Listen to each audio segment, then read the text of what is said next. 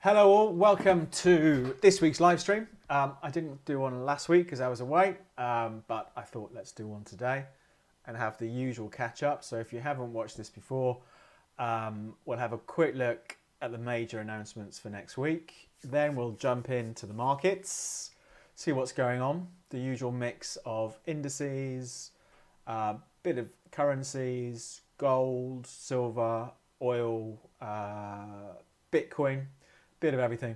See what's going on and where the opportunities might be. I mean, it's been an interesting week. We've got the S&P hit all-time highs again yesterday. Gold hit all-time highs today, above 2,700. Oil has been a little bit flat for the last few days. What else has been moving? The dollar's had a good run, but are we going to see some dollar weakness come back in, which ties into euro dollar near what had been a big level during the summer? So quite a bit to look at. My main focus for my own trading is still US indices. So I've been long the Dow since Tuesday from 41,800. No, that doesn't sound right. No, that 42. Hang on, I don't even know. Where did I buy it? Down here somewhere.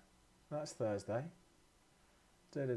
Here, 42.8. I've been long the Dow, so that's done all right. And I bought the S&P yesterday, so interesting to see how they do today. Anyway, let's get into it all. As usual, if you have any questions, put it in the chat on YouTube. And if there's any stuff, any markets you want looking at, if you put those in as well, and we'll take a look at them when we've been through the usual stuff. Let's just go through a risk warning. This presentation is only for educational purposes. It does not contain and should not be construed as containing investment advice or an investment recommendation or an offer of or solicitation for a transaction in any financial instrument. David Jones accepts no responsibility for any use that may be made of these comments and for any consequences that result. You should consider whether you understand how spread bets, CFDs, futures, foreign exchange work, and whether you can afford to take the high risk of losing your money. Trading is risky. Okay, that's that done. Webinar. I'm doing a webinar next Wednesday, 7 p.m. UK time. I tend to do these every month, once a month. So Wednesday, not the 13th of October. Oh, I've got such poor attention to detail, haven't I? Whatever the date is next Wednesday evening. Did I mean to say the 23rd? I think I meant to say the 23rd, didn't I? So next Wednesday, the 23rd, exclusive trading webinar. I'll talk about my day trading approach, setups I use for trading US indices, where to place stop losses, when to take profits, very important, the low risk, high reward, false break approach, talk about that. When not to trade, which is just as important, I think, as when to trade. You know, when not taking a trade is a valid trading decision on its own. And what's right for you, position trading or day trading. You know, over the years, particularly over the last 5 years, you know, I've traded off the daily time frame, traded off the hourly time frame. I've done more short-term trading this year. You know, I know what is right for me. And I think there are some considerations about what suits you. There's no right or wrong way. You know, trading does not have to be about being manically short term. You can trade whatever time horizon you like. And I think most people trade the wrong one because I think most people are far too short term. So we'll talk about all of that next Wednesday, the 23rd of October. If you can't attend live, there will be a recording available. And the only catch is you need to be in the WhatsApp group to have access to that webinar. So for those of you watching who are in the WhatsApp group, I think it's about 50 people in the group at the moment. I'll put that webinar link in. If you'd like to do it, attend, you can join the WhatsApp group and you get all the benefits of the WhatsApp group as well as the webinar. Okay, well worth it. So let's have a look at the next. I'll give you details on how to join the WhatsApp group later. Let's talk about this next week. It's a bit of a quiet week next week, I think, for data. On Wednesday, there's the US Fed Beige Book, which is the sort of broader outlook for business across various bits of the US. So that could cause a bit of volatility, you know, taking the temperature of US businesses. Then Thursday, we've got a lot of PMI data out, PMI manufacturing and services data on Thursday. So that's probably the bigger event for next week. And then Friday, in the early hours of the morning, we've got Japanese inflation data. So a bit quieter next week, and it's sort of weighted towards the end of the week. So let's see. We'll talk about the WhatsApp group later. For now, let's get into markets. Let's start off with stock markets. The US stock market continues to power higher. There we are. That's the S&P 500. We had that big sell-off in August. I did think in August, oh, is this the start of a serious turn down? You know, and I thought about, I've mentioned it before, you know, I've got a lot of my pension and investments basically in S&P ETFs. I did think about August, thought, right, if this market takes out the August low in September, I am dumping the lot. And luckily it didn't, and here we are, higher again. You know, what was that low in August? 5,100, and here we are at 58.50. So it's 750 points higher. Is that a 15% move? That is a 15% move by the S&P off those lows. So that is that's a big move.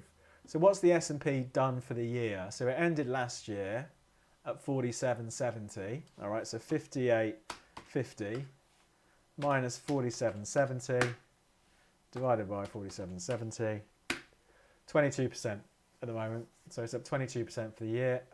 Continues to power higher. Where it ends, nobody knows. Not me anyway. So for me, I've just been buying the dips in the S&P. Happy to buy the dips. You know, and you can see the dips tend not to last that long. You know, we've had this rally now that's been going, I suppose, since early September, this latest leg of the rally. We go back to the August lows. We did have this period here from the 3rd of September through to about the 9th. We had a week of sell-offs. But then it's just sort of pushed higher, the odd pause along the way, and pushes higher again. Let's see what happens. So going into next week, or even this afternoon, you know, for me, 5,800 is one area to watch on the S&P. Let's see where we go. But for now, I'm absolutely a buyer of the dip because it's a market that keeps going up. The Dow has been pretty much the same. All-time highs yesterday on the Dow. A bit of volatility ahead of the open today. Let's see how that performs. Again, if it got knocked back, I've got a trailing stop on the trade I've done. But if it got knocked back towards the lows from whenever that is, Wednesday, I'd be a buyer again. So it's interesting to see what happens there. What's the Dow done since those August lows? So the August low was 38.5, and it's 43 now. So it's put on, what's that, 4,500 points since the August low. So again, a sizable move there in the Dow. These US markets continue to defy gravity. And any callings for a bear market or anything like that. I mean, we do have the US elections coming up in the next couple of weeks. Not quite sure why that started. In the next 3 weeks or so, isn't it? And it's pretty much neck and neck, isn't it? I think so. It will be interesting. You know, I think to see who gets in there. Lots of volatility off the back of that. But for now, you know, with these markets hitting all-time highs yesterday, you know, I can't argue with that trend. So I'm going to go with the trend. So that's it really for US markets. NASDAQ has been a bit laggy. You know, we have seen some of the momentum go out of the big NASDAQ stocks that were leading the charge in the first 6 months of the year. So the NASDAQ has not taken out the old high. It's about, 500 points higher than where we are now. You know, but again, the recovery since the August lows continues. So US markets, still looking all positive. For me, the FTSE, as usual, boring. The UK market, pretty dull. The trend is up though since whenever, COVID probably, there we go. But it just has not done much at all, has it, since May? So I hardly ever look at the FTSE, not too much interest in that. The Aussie market, Australian 200 index, still going up. I'd buy the dip in that. We'll come to China in a minute because that is interesting. The French market, a bit choppy, not much interest in that. The German, the DAX, again, all-time highs yesterday in the DAX. There's been a bit of chop since it broke through the May highs, But again, with the DAX, I'd be a buyer of the dip. Let's take some of these lines off and make it a bit clearer. I think that's an interesting market going into next week. We had the previous high up at 19.5. We've had lows this week at 19.4. So for me, if I was a buyer of the dip, I'd be putting my stop the other side of 19.4 at the moment. But again, European markets, or the DAX at least, all-time highs yesterday. The Italian is not quite there yet. So the Italian index, let's see what happens next week. Does that break out? So all good overall. What's been interesting for me is that the Hong Kong and the Chinese indices, a lot of volatility there. I was thinking about buying the Hong Kong index, the Hang Seng, this year. Missed the trade though. I was thinking about, I should have really been buying it in here in August. Missed it, and it went off like a rocket. I think there was some Chinese state intervention or something. I can't remember. But there was a reason. We saw this massive rally by the Hong Kong Hang Seng and the China A50. And it's been backing off since then. I think that's an interesting market for next week. I would like to be a buyer.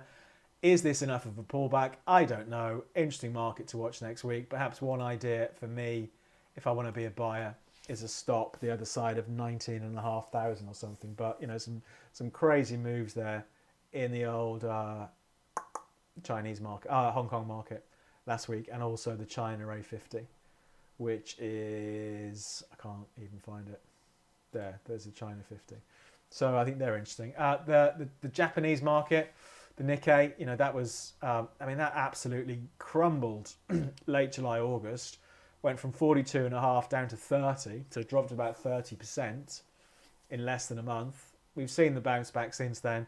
Not as interesting to me as some of these US markets, but again, broadly speaking, the Japanese market trend is still up. So that's that. So for me, stock markets is the big focus for me still. In the afternoons, I've spent a lot of time looking at the S&P, Nasdaq, and the Dow, looking to set trades up, and I'm in at the moment from 58.51. So we'll see where that ends today. Let's take a look at some other stuff. What should we look at next? Let's look at gold. As we're on the theme of all-time highs, gold's at all-time highs again today. Here we go. It's been a great year for gold. What's gold done this year? Let's do the maths on gold. So it closed at 2,062 last year. So 2710 minus 2,062 divided by 2062, up 31%, outperforming US stock markets. So that's a big old move, isn't it? So the price of gold up by nearly a third this year. And it keeps going. The trend, the latest leg, if you go back years and years for gold, the trend is clearly up. But the latest leg of the trend started, I would say, October 23. So about a year ago now. And here we are. It's been a very obedient trend. It's chugged its way higher. So I would absolutely be a buyer of the dip on gold. If I was basing my trade off the daily chart, I'd have a stop under at least 2.6 on gold. If we take a look on the hourly chart, where would my stop go? I suppose a more aggressive stop. Here's the breakout. So the old all-time high was only back in September. Here's the breakout this time round. I'd probably still want to stop the other side of 26.50 or something like that. But an interesting market again, gold. I would absolutely be a buyer of the dip in gold. So that's that. Silver, not as exciting, but having another go at these all-time highs. Not all-time highs, I think they're 10-year plus highs. So they go back to 2013.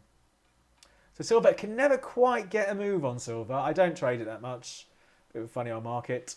But again, an interesting one to watch today and next week. Does it finally make the break to $32.50? And we see silver perhaps start a new leg higher. Let's see. Let's see what happens with that. But for me, out of the two, gold is the more interesting market for me. So let's see. Let's see what happens with that. Looking at the markets, oil, boring, really. It's been a boring week for oil. That's the last 18 months or so for oil. You could say that overall oil has been a bit sideways. The lows down, not too far away from where we are now, down at $65 a barrel has been a turning point for oil over the last year and a half. Never that much conviction to get much. What did we do back here? So a year ago, it was up at 95. You know, this year the highs have been 88 or so. So I don't know for oil. From a more medium-term point of view, you know, we're coming down to the bottom of the range. So perhaps there'll be a buy opportunity next week or over the next week or so. On the hourlies, still under a bit of pressure. It's all just a bit scrappy for me, oil. So not much interest for me in oil. Natural gas has completely turned around again this week. I did think we were going to get a bounce for natural gas, but it's not happened. Natural gas, once again, has done a handbrake turn. So it's gone from 280 beginning of October to 222. So it's dropped just that 20% so far this month, natural gas. I must admit, I don't trade it very much. We do get these great trends. Overall, again, you could say all a bit sideways over the last year or so. Big ranges, big swings, but it really does. When it turns, it just absolutely doesn't hesitate to reverse the trend, and we're back where we are now. So not much interest for me in natural gas, to be honest. What else? What else have we done? I think let's talk about the dollar. I mean, we had the cut in the European exchange rate this week. The dollar, you know, we were looking at this over the last few weeks. Again, these old lows for the dollar, July 2023, down at 99.5. This is the US dollar index. So it's the dollar against a basket of different currencies.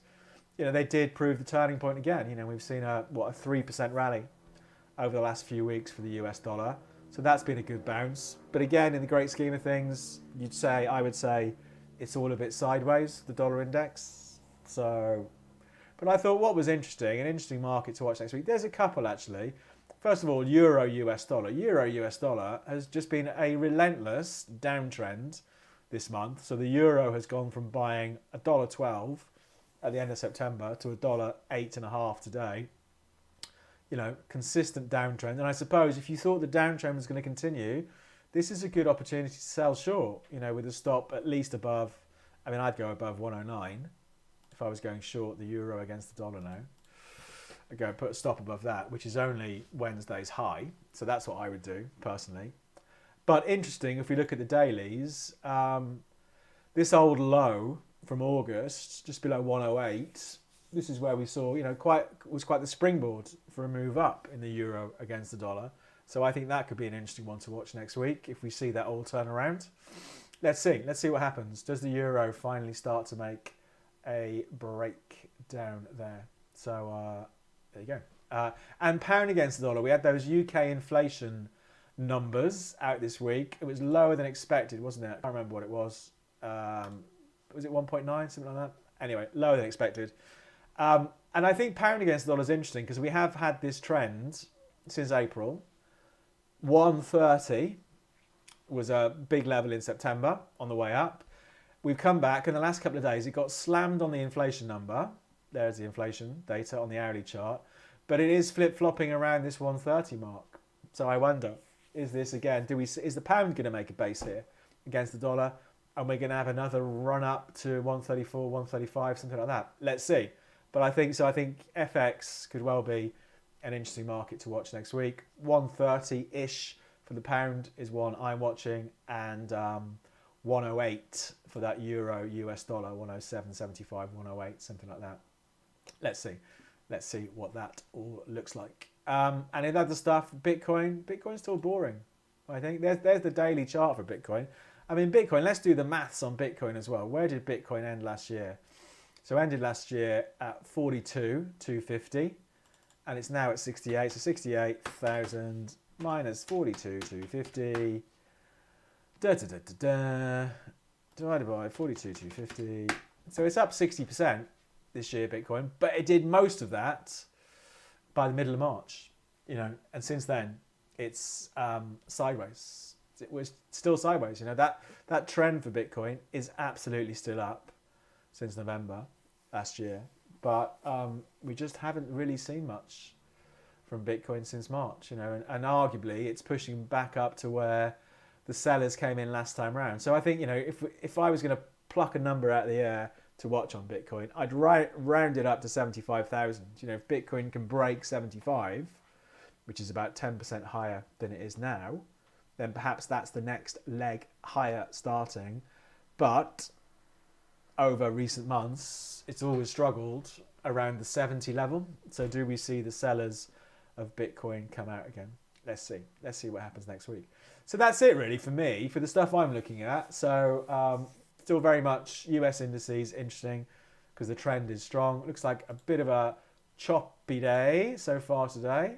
Let's see what happens. Gold, because bang, here we are, pretty much at all-time highs again on gold. That's a really interesting market, I think. And going into next week, pound against the dollar, because 130 was a level on the way up in September. We're seeing a bit of flip-flop around 130 over the last few days. So do we see it form a base down here? So plenty to watch.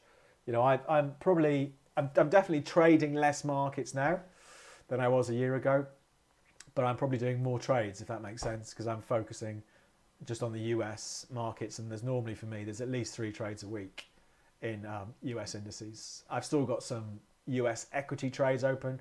I've got about 20 US equity trades open. Best performer at the moment is, from memory, is IBM. That's done really well, IBM. I've got a trailing stop on that. I mean, that's been an absolute... I bought that, I think in June, July, because it came back to the trend line, and that's gone like a rocket since then. So that's worked pretty well. So I've still got, even though I don't talk about them so much, I've still got some medium-term, longer-term US equity trades on. But my main focus in the afternoons anyway for me is US indices. But we'll take a look at some of the stuff you want looking at. But if you'd like to join the WhatsApp group I run, I've been running this now for 18 months. There's 2 updates actually. There's a daily update in the mornings looking at a whole mix of different markets, 4 or 5 different markets. I talk about the markets I'm watching, trades I'm running, and I'll talk about when I've done the trade. Q&A, people can fire in questions throughout the day about trading or markets. If you'd like to sign up and try it, if you go to the website, davidjonestrading.co.uk, the link is in the description. You can sign up and just try it for a month. If you use the code YouTube, you get a 20% discount. Most people are in there for longer than a month, which is encouraging. But if you try it for a month, you can always cancel within the first month. You'll get access to next Wednesday's exclusive webinar. There's a snapshot of what it looks like. And a morning update from me. Bit of chat about the markets and a chart. I run a trading course. It's got 5-star Trustpilot reviews. I run a newsletter, which is free. That goes out. That'll go out this weekend. So if you haven't signed up for that, go to the website, put your email address in, and it's all on the website, davidjonestrading.co.uk. There we go. And finally, to find out who I trade with, go to bit.ly/DavidTrades. And I use these guys because it's tight spreads, no nonsense, bang, bang, bang. It definitely suits my trading style. You know, I do all my analysis stuff on TradingView, so I don't need, you know, all the bells and whistles. I think trading platforms, it's understandable why everyone puts in bells and whistles, because you want to try and differentiate yourself from everyone else when pretty much everything is the same these days. But I trade with these guys because it's a tight spread. The cost of trading is cheap. So to find out more about that, go there. All right, let's take a look. Let's take a look at the stuff you would like to look at. Can we have a look at Tesla and Google? Yeah, Tesla.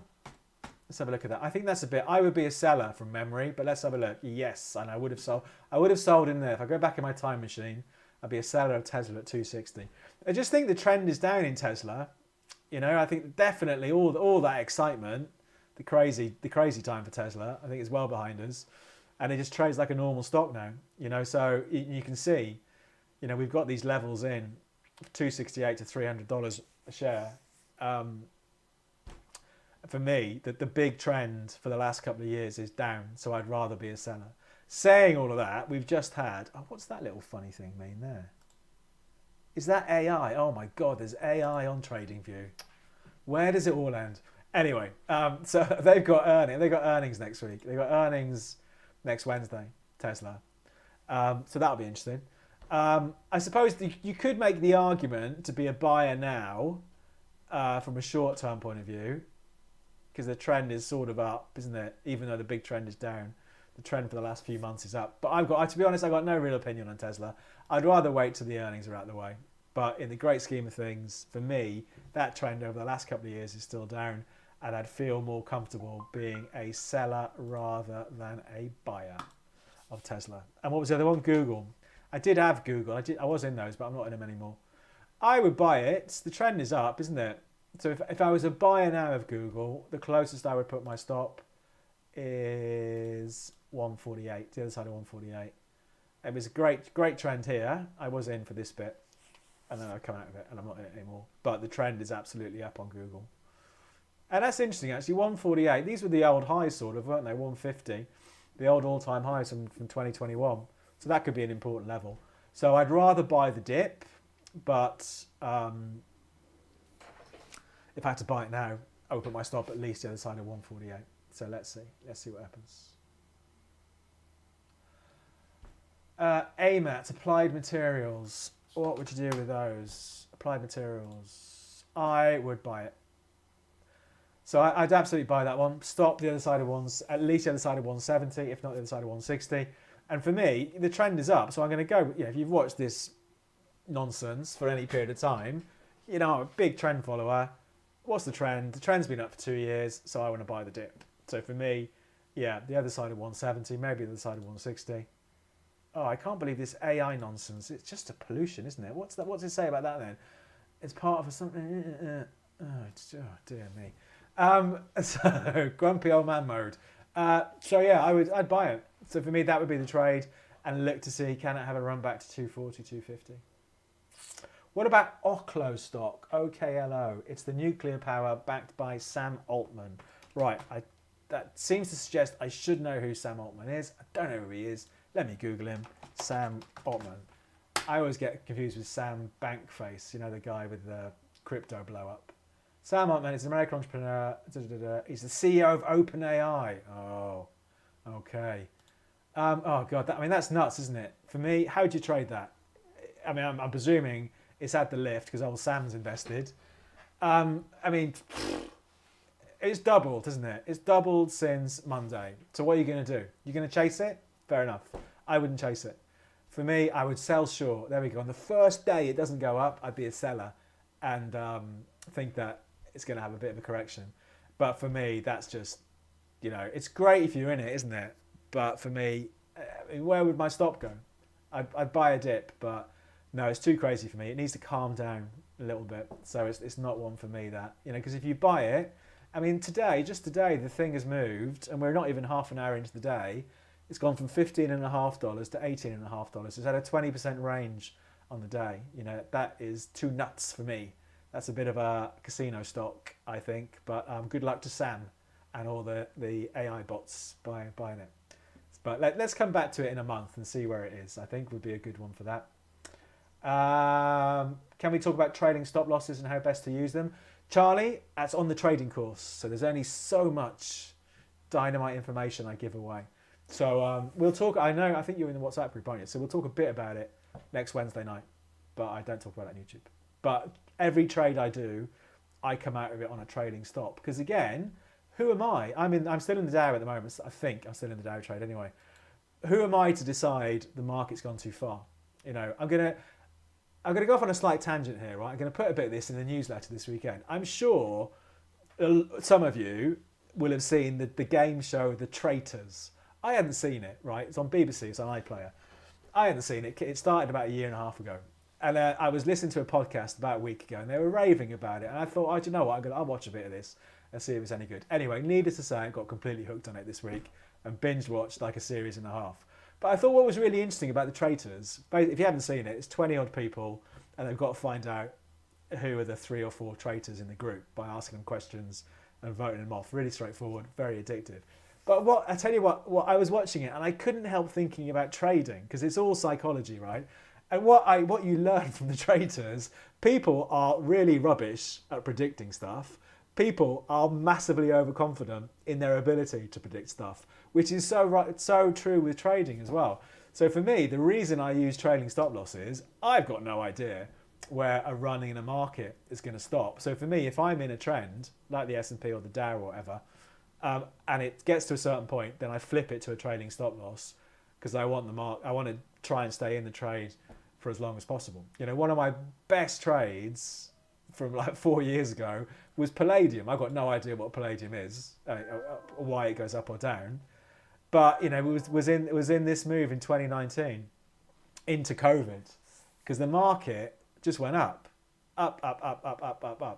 Yeah, so for me, you know, trailing stops is the way to do it, and that's why I use trailing stops because I'm sensible enough to know that my ability to predict when a trend ends is probably going to be wrong. Just like on the traders, they're always wrong in picking the right people. We're not very good at predicting stuff. So for me, trailing stops and let the market take me out. That was a bit of a tangent, wasn't it? Right, what's next? Palladium. Palladium's a boring one, you know. Palladium, we just looked at it then, didn't we? But it's been really boring. And I think it's interesting if things get a bit more juicy and it starts breaking through about 1100.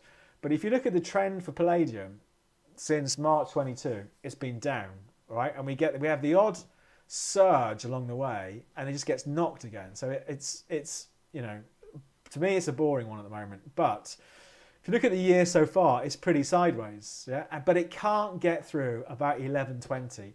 I think if palladium breaks 1120, then perhaps things are changing, and we're going to see a recovery. But for now, I haven't traded it for a long time. If I had to do anything, I'd rather sell the rally.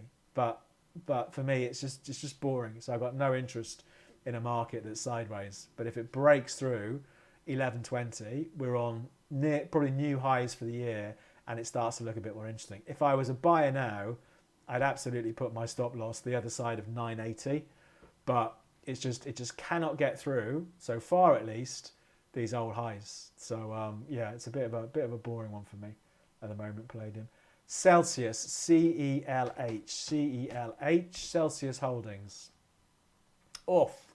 I would be, it's not come as a surprise to you, a seller. I would have been a buyer if I'd have seen it there at 56, 55, but I would have got stopped out, and it is yeah. I do think that we have seen a change in trends. That was a great trend.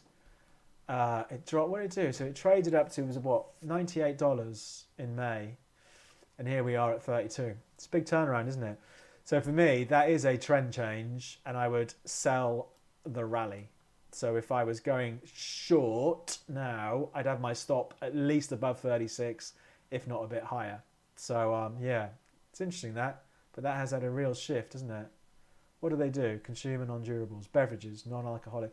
Oh, we looked at these, didn't we? Wasn't that funny? Was it like an energy drink? Celsius Holdings. Or am I getting it confused with something else? Yeah, energy drink, that was it. That's who they are. So clearly, no, not as many people are buying them. There we go. Oh no, we don't want to cancel it, do we? Celsius Holdings. There we go. Yeah, so a real fall from grace this year, isn't it? So what about Ripple, the cryptocurrency? Is it XRP or is it just called Ripple? I never know with all this crypto nonsense. Let's have a look. Ripple against the US dollar. I mean, it's just boring, isn't it? It's just done nothing, is it? Bitcoin is up 60% this year. Ripple is just blah. So no interest in that. Pretty sideways. Is XRP different to Ripple? I never know. Let's have a look. Oh, that's boring as well. No, it's just dull, isn't it? It's just absolutely dull. So interesting. It's interesting that Bitcoin's had quite the run. What's Doge doing? We looked at Doge of the week. Dogecoin. Oh, it's had a bit of a run, hasn't it? But it's up for the year. Yeah. I mean, the only crypto I do look at is Bitcoin. I don't really like these the stupid coins, whatever they're called. So yeah. Will the Magnificent Seven continue through late 24 and into 2025? Who knows? Who is in the Magnificent Seven? Let's have a quick whiz through them. Netflix is one, isn't it? I do think clearly a lot of that momentum has gone, hasn't it? You've only got to look at the NASDAQ to see how it is now lagging the S&P and the Dow to see a lot of that momentum's gone. I've just Googled Magnificent Seven and I've got the absolutely brilliant Western from 1960 with Yul Brynner. but it's not that, is it? So that's not what we want. Magnificent 7 stocks. So Apple, let's have a quick look at Apple. What do they look like?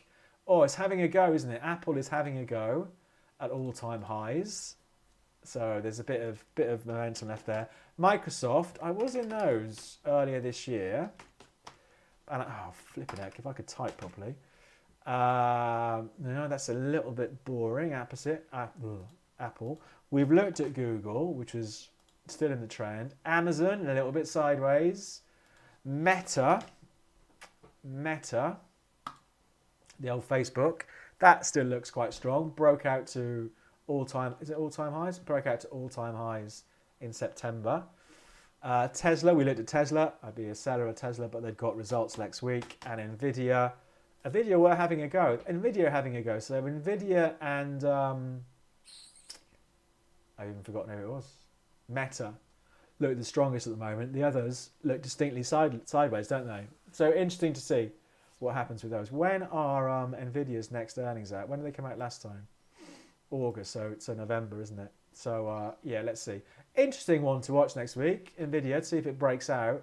But yeah, I think that has changed now. I do think the question was, will they? What was the question? Will they continue late 2024 into 2025? I think it's stopped already. You know, we've seen so many of those just tread water in the last few weeks. So with the exception of Meta and Nvidia at the moment, which do still look interesting, I think that game has changed. You know, so let's see what the next superstars are in 2025. Yeah. And I suppose if you really wanted to go short Nvidia, this is the place to go short Nvidia. You know, the old highs from June were 141-ish, and here we are at 138. So go short with the stop above 150 if you thought Nvidia were going to collapse. Interesting one up here. Let's see what happens. But that's it, I think. If there's no more questions, we're done. So I'm ending the week long the Dow still, just about, with a trailing stop, which is just about here somewhere, the other side of 43. I think I'm long the S&P from 58.51, which I did put in the WhatsApp group yesterday. I am public with my trades in the group. So I'm long that. I bought that yesterday here somewhere, and it just went up a bit and it's gone down a bit and blah. So we'll see how that ends. Next week, I think it's going to be interesting with the currencies. Euro dollar, which is having a bit of a run today, and pound against the dollar.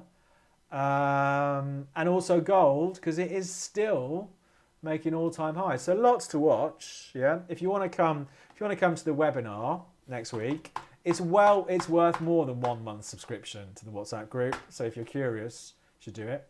I am doing less stuff on YouTube because I just get bored of doing YouTube videos. I'll always do the live streams, but you know, I quite like just doing the WhatsApp stuff and the trading stuff. But if you want to come along to next week's webinar, join the WhatsApp group. You get 20% off for the month if you use YouTube, and I'll put the link in. Otherwise, I'll be back on Wednesday next week. Not Wednesday, Friday next week. We'll see where these markets are. Lots going on at the moment, as ever. Let's see where everything is next week. Any questions?